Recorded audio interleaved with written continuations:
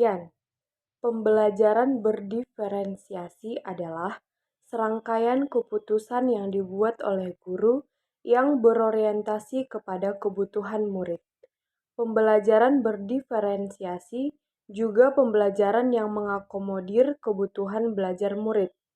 Guru memfasilitasi murid sesuai dengan kebutuhannya, karena setiap murid mempunyai karakteristik yang berbeda-beda, sehingga tidak bisa diberi perlakuan yang sama. Dalam menerapkan pembelajaran berdiferensiasi, guru perlu memikirkan tindakan yang masuk akal, yang nantinya akan diambil karena pembelajaran berdiferensiasi tidak berarti pembelajaran yang memberikan perlakuan atau tindakan yang berbeda untuk setiap murid, maupun pembelajaran yang membedakan antara murid yang pintar dengan yang kurang pintar. Ciri-ciri karakteristik. Yang pertama, lingkungan belajar mengundang murid untuk belajar.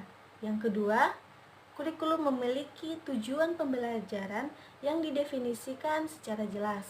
Yang ketiga, terdapat penilaian berkelanjutan. Yang keempat, guru menanggapi atau merespon kebutuhan belajar murid. Yang kelima, manajemen kelas efektif. Kesiapan belajar. Tombol-tombol dalam equalizer mewakili beberapa perspektif kontinum yang dapat digunakan untuk menentukan tingkat kesiapan murid. Dalam modul ini, kita akan mencoba membahas 6 dari beberapa contoh perspektif kontinum tersebut dengan mengadaptasi alat yang disebut equalizer yang diperkenalkan oleh Tomlinson 2001. Bersifat mendasar, bersifat transformatif. Saat murid dihadapkan pada sebuah ide yang baru, yang mungkin belum dikuasainya, mereka akan membutuhkan informasi pendukung yang jelas, sederhana, dan tidak bertele-tele untuk dapat memahami ide tersebut. Mereka juga akan perlu waktu untuk berlatih menerapkan ide-ide tersebut. Konkret abstrak. Di lain kesempatan, guru mungkin dapat mengukur kesiapan belajar murid dengan melihat apakah mereka masih di tingkatan perlu belajar secara konkret atau sudah siap bergerak mempelajari sesuatu yang lebih abstrak.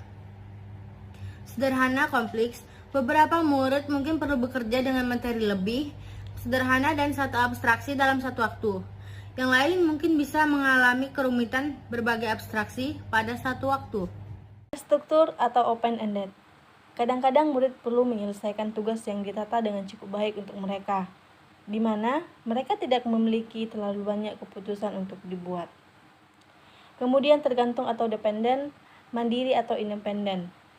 Walaupun pada akhirnya kita mengharapkan bahwa semua murid dapat belajar, berpikir, dan menghasilkan pekerjaan secara mandiri, namun sama seperti tinggi badan, mungkin seorang anak akan lebih cepat bertambah tinggi daripada yang lain. Selanjutnya yaitu cepat lambat. Beberapa murid dengan kemampuan yang baik dalam suatu pelajaran mungkin perlu bergerak cepat melalui materi yang telah ia kuasai atau sedikit menantang. Tetapi ada anak yang memiliki kemampuan lebih lambat sebaliknya. Sehingga dapat disimpulkan bahwa pembelajaran berdiferensiasi menurut Tomlinson tahun 2001 adalah usaha untuk menyesuaikan proses pembelajaran di dalam kelas untuk memenuhi kebutuhan belajar peserta didik sebagai individu. Baik itu adanya perbedaan karakter, proses pembelajaran, karena setiap peserta didik ada yang proses pembelajarannya lebih ke audio, visual, serta kinestetik. Sehingga dengan adanya pembelajaran berdiferensiasi ini membuat siswa untuk lebih aktif belajar, menemukan karakteristik atau proses pembelajaran yang disukainya agar peserta didik tersebut dapat berkembang sesuai dengan kodratnya. Imo Naichi.